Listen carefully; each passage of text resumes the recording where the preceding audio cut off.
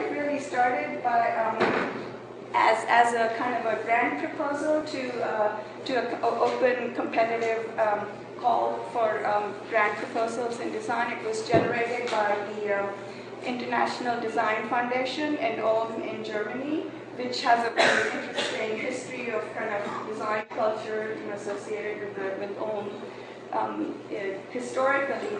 And the call was the program was called Design and Politics. And I submitted a proposal with Irene Cheng, who's also a designer and a writer, and currently a PhD student at Columbia University. And we together proposed this idea as kind of a design research proposal. And so for this, we wanted to focus on an object that, in a way that whose design we take it for granted. So we really wanted to take something that is not a quote-unquote design object with one specific designer, or is not something that is really looked at as kind of a design object. So that was one impetus. Another idea was to take something that's very clearly in transition, and the idea of contemporary notions of citizenships are kind of not only in transition, they're in some ways in disjunct. They're in kind of a disjunct relationship with many other forms of political or cultural kind of relationships, and it works at many different scales. We also wanted to pick something where in some ways it's highly designed in a way because of its symbolism. You know, we know that things like flags and symbols that are often used are highly iconic. So in that way, they are highly designed, yet we don't even often know who the designer is. We know that it might be somebody in some bureaucratic office making some decision about what should look like on a passport, what should go on a passport. So we felt that as an object, there were many it was a paradoxical object with many kind of controversial and sort of competing desires and issues that could kind of be talked about through very, very specific things about or specific parameters that we understand as quote-unquote design. So things like color, symbol, size, format, information architecture, all these are design parameters that designers like to play with all the time, and that's what designers do. But through looking at these things, we wanted to kind of open up these parameters to talk about larger issues and questions. So that was kind of the impetus for this project. And what this is kind of just kind of an e-publication, an e-book that documents some of the research that we did for the project and some of the kind of exhibits and workshops we did. So I'll kind of just very quickly go through we came up with these kind of areas or topics that we looked at. And again, we tried to play with what we understand as design and how those could be how those issues could be looked at and explored to bring up larger questions. So things like what we call non-standard color, symbolic values, the language of allegiance, visible insecurity, indeterminate bodies, unequal mobility, polymorphous citizens, and inconclusive surveys kind of evolved as larger categories through which we could look at this small object which we know and understand as a passport. So before that, we also wanted to kind of start exploring what we mean by citizenship and what kind of citizenships are we looking at. And one thing we were really interested, a traditional definition of citizenship, which probably we all know and are familiar with, is by a citizenship is determined by blood or by birth, as they say. And probably, you know, there are many, many people in this room already that definition starts falling apart. Or, you know, it has fallen apart for many, many years, but even recently, much more of the issues of globalization, that definition of citizenship is kind of open for question. So we kind of started looking at this idea of non-standard citizenship. And in a way, we weren't really interested in citizenship, which is defined by birth and by blood, but what are the other types of citizenships that can be thought. So the first and also this idea of a citizen in a way has to be, a citizen is a citizen if that person is quote unquote counted. And that's when you as an individual are recognized if you fit into, through some kind of category, you fit into that category. And so we were interested in then sort of looking at what are the other ways of looking at citizenship with this relationship to counting. So who are the undercounted, not counted, overcounted, etc. And so we came up with these kind of four spectrum through which we can define various citizens today. So the first are, and in some ways the most affected are the people who are undocumented citizens, and they are crossing borders, for example, in this case, for circumstantial political work reasons.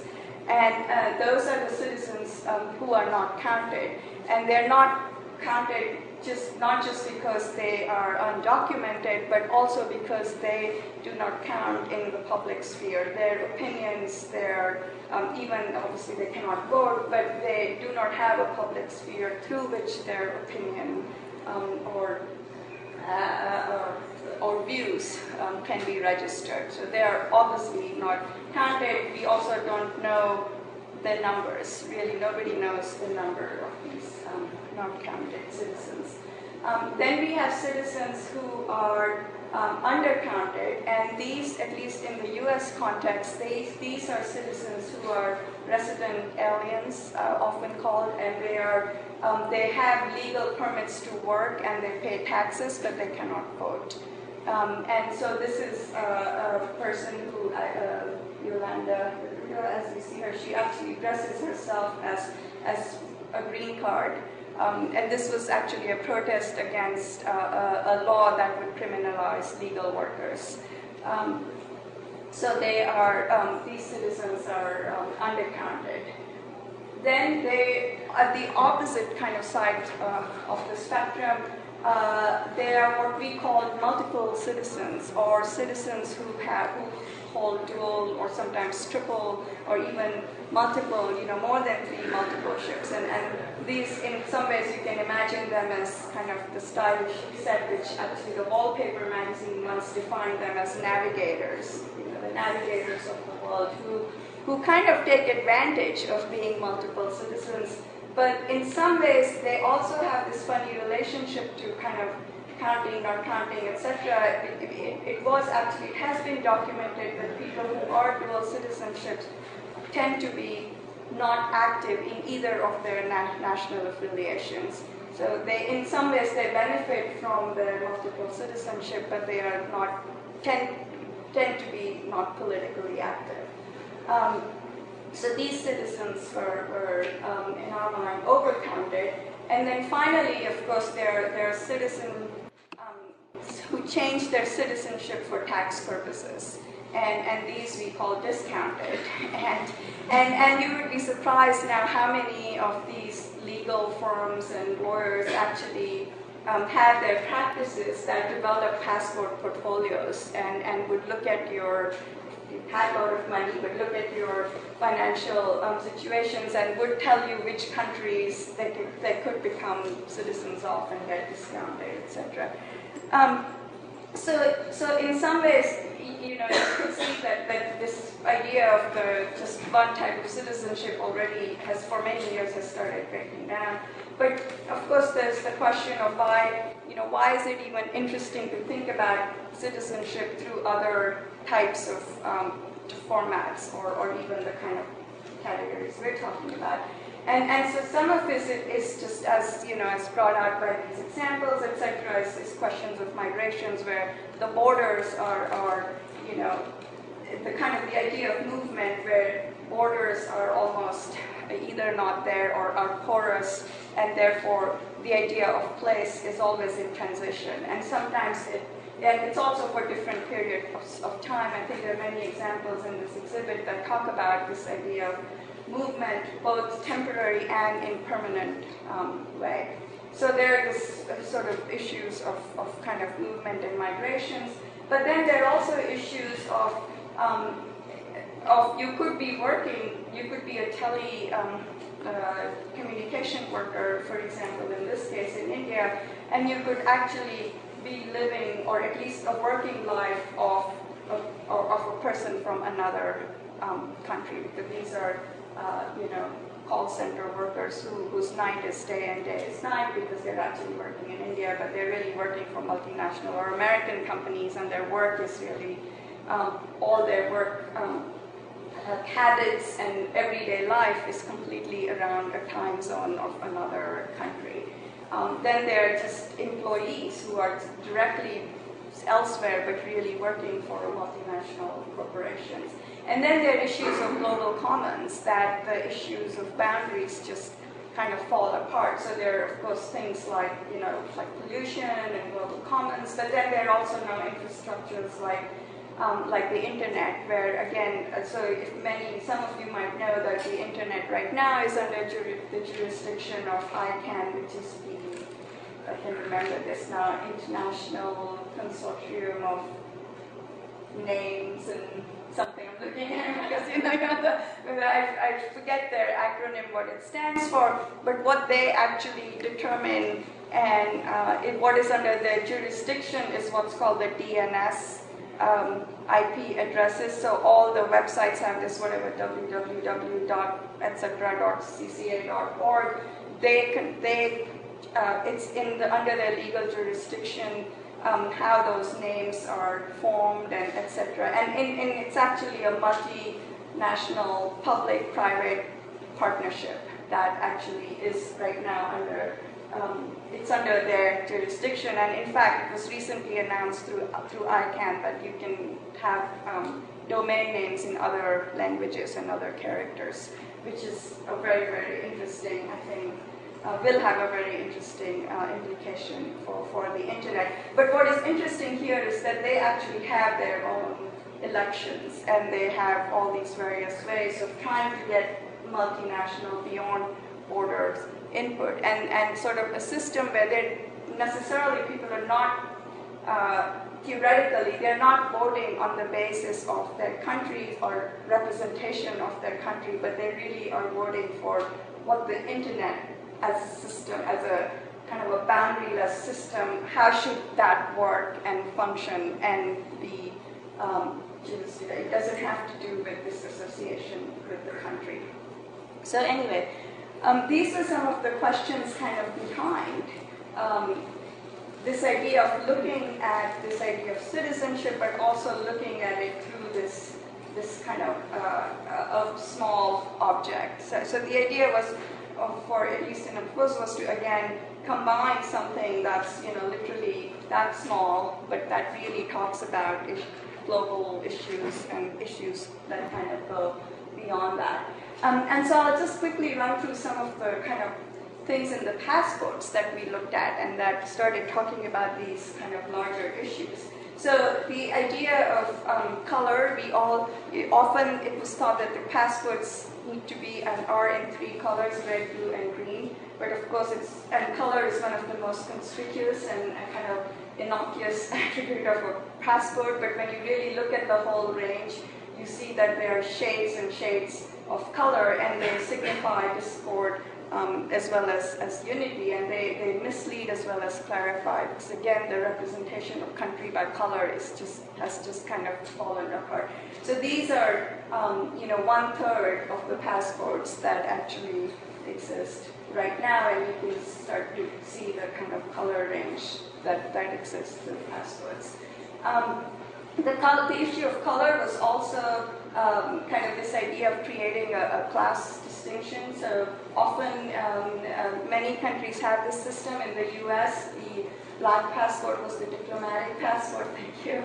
and the burgundy was official passport, and then the regular was kind of blue passport. And other countries, I noticed it was interesting for me that India is exactly the opposite, where the white is the diplomatic passport and green is, So it was interesting that the kind of standards, even this kind of international body came up with about colors and diplomatic versus official, the countries actually keep kind of breaking down this kind of shades of red. Very recently, China actually hired the designer of the Swiss passport, Roger, went to design the Chinese passport, and the Swiss passport is this Pantone PMS 485 is their color.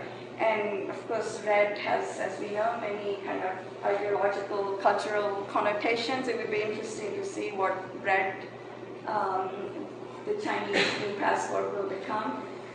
There's also the issue, these are EU passports, and EU passports are all supposed to be kind of a standard burgundy red, and probably there are people here who have one and know that maybe it is or it isn't. So, but what is interesting, even with the standard color, all the countries then, and the kind of standard information, everyone almost had to have, the name, the symbol, etc. That just through layout, the countries tried to kind of make them their own.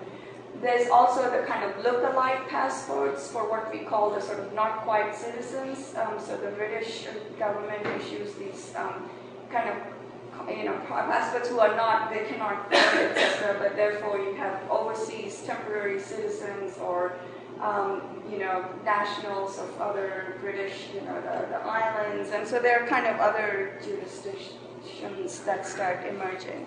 Then symbols. What should a color signify? And it's probably not a surprise that arcane symbolisms still exist in passports, but some have geopolitical sort of aspirations. So just some samplings of the kind of symbols. You will see animals, flora, weapons, geography, still quote-unquote native people, abstract, crown and heraldry, are all kind of types of symbols being used. The coat of arms prevails still today. You see most passports have the coat of arms as kind of a symbol that somehow must make it into somewhere in the passport. And what's interesting, even in the traditional heraldry, this idea of a coat of arms actually representing multiple nations did already exist. So these are kind of this idea of the traditional hierarchy where coat of arms can be quartered when multiple territories come together to form one nation. So United example, for example, is quartered with England, Scotland, and Ireland.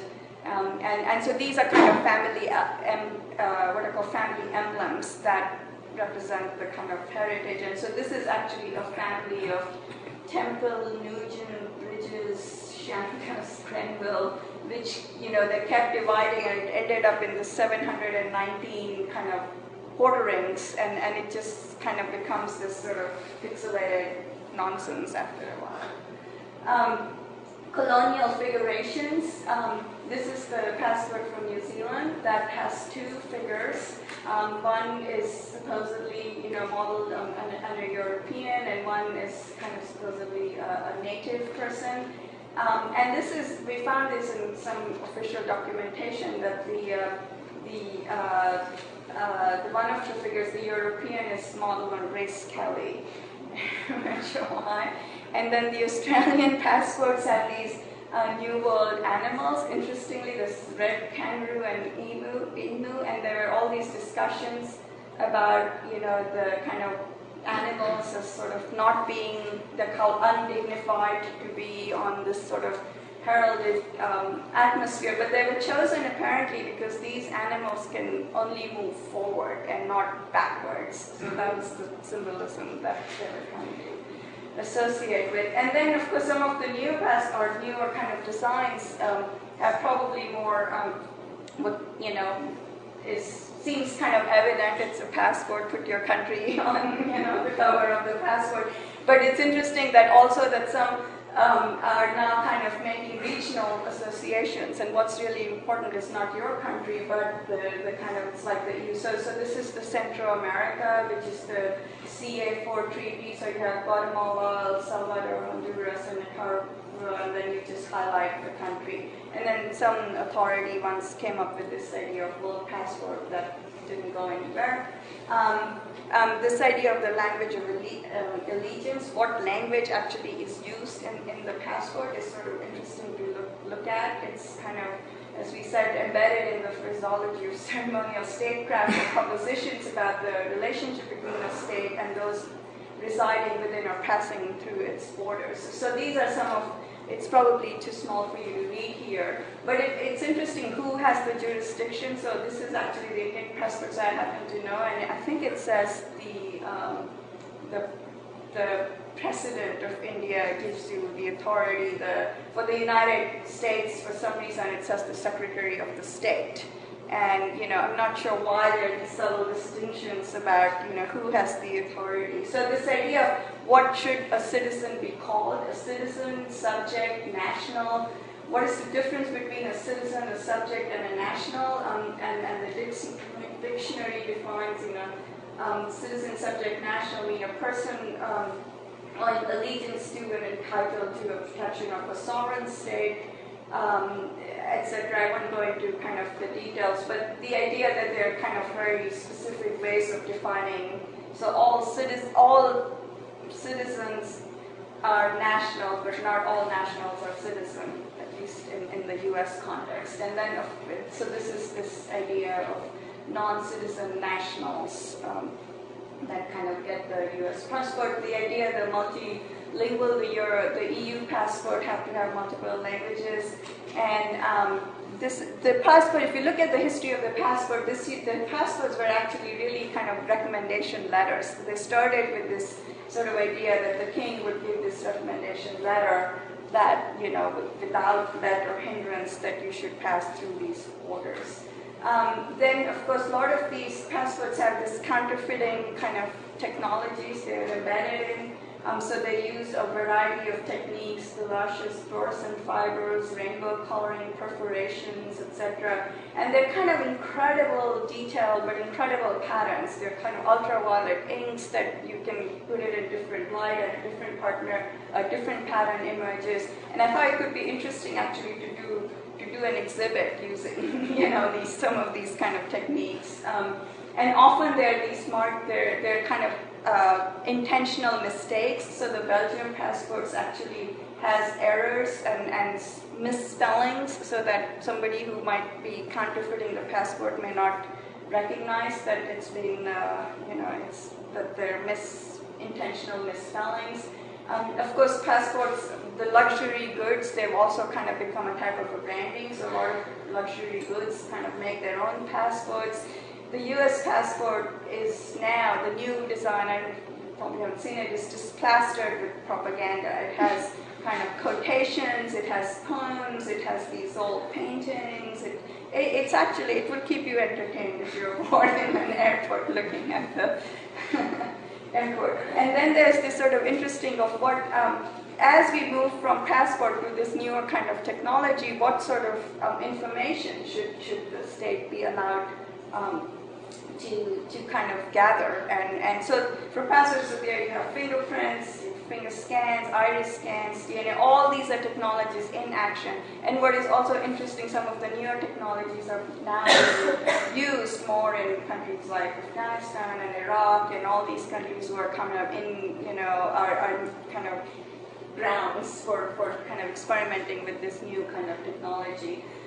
So the physical description really, it used to, before photography, it was kind of a verbal description of, hair, eyes blue, hair black, whatever, which then into photography. And now this is the other extreme where we are into kind of biometrics and iris scans. But what is interesting about that you can see your fingerprint, you can see your photograph, but you really can't see, each of us have a kind of an iris pattern that is unique, but the idea that we can really see that ourselves without, so there is this sort of kind of of course, invasion of privacy, but just this kind of limit, talking about the limits that has been kind of entered about going inside the body. The RFID chips right now actually have this law, which this is kind of a good news, that they're not supposed to have any other information that is not already printed on your passport. So they have to have information that's already visible to you, but it could change any time. There are things about how you should pose for iris scans, etc. Of course, because your contact lenses could have print of an eye. So, and they don't necessarily know if you're not wearing a lens or not. So there are all these sort of ideas about how photographs should be taken. Then passports, of course, one of the main purposes of passports is visa, and as you can imagine, it's kind of, passports and citizenship are about this kind of unequal privileges in a way. So certain, if you're an Argentine, if you have an Argentinian passport, you require go to certain countries, you require a visa, certain countries you don't. Often these relationships are not reciprocal, and so it's really a kind of a different country. So according to this index, the top countries, which I believe is Denmark, Belgium, are the ones that would give you most access to kind of entry without visa. And then, of course, bottom, no surprise, is places like Pakistan, Afghanistan, and this is the bottom zone where you pretty much need visas to go everywhere. There's certain countries, there's a very interesting situation with Israel, because certain countries would reject passports from Israel, or Israel would stamp your passport, and then other countries would, not recognize that.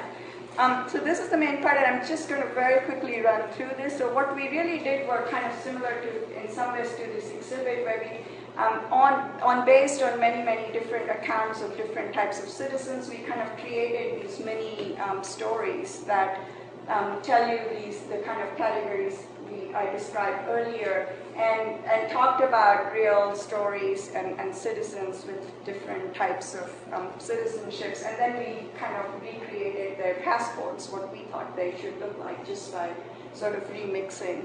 Another thing we did with this, that since this idea of citizenship has to do with this idea of voting, we thought we could have these exhibits and workshops where citizens would vote on citizenship itself and issues of citizenship. So we had often these kind of ballots, which would, kind of say, well, which citizenship profile do you think describes best your status? And then the idea that since this shouldn't be so much about your own individual circumstance or situation, to sort of flip out of your own personality and to think about someone else's citizenship. So then you was asked to select this idea of citizenship that is in contrast to yours. So the idea that they're often, and then we would get responses to these different kind of ballots and questions. So these are some of the responses. And then the project started circulating. This was at Van Allen Institute in New York. There was an exhibit. It was combined with a border station designed by Smith, Miller, and Hawkinson, which is actually between the US-Canada border. Then it went to various schools, etc. One of the most interesting exhibit we did was in Chinatown in New York, with kind of multilingual ballots, etc., where we held these workshops in collaboration with AAFE, which is the Asian American for Equality, and had these very abstract discussions about citizenship, and also then, of course, tried to the people who really had issues and questions, tried to link them to lawyers and social services that would also help with their citizenship issues. And so often the question I'm asked is, why did you do this project? And I don't know, the answer, oh, why not? is my answer.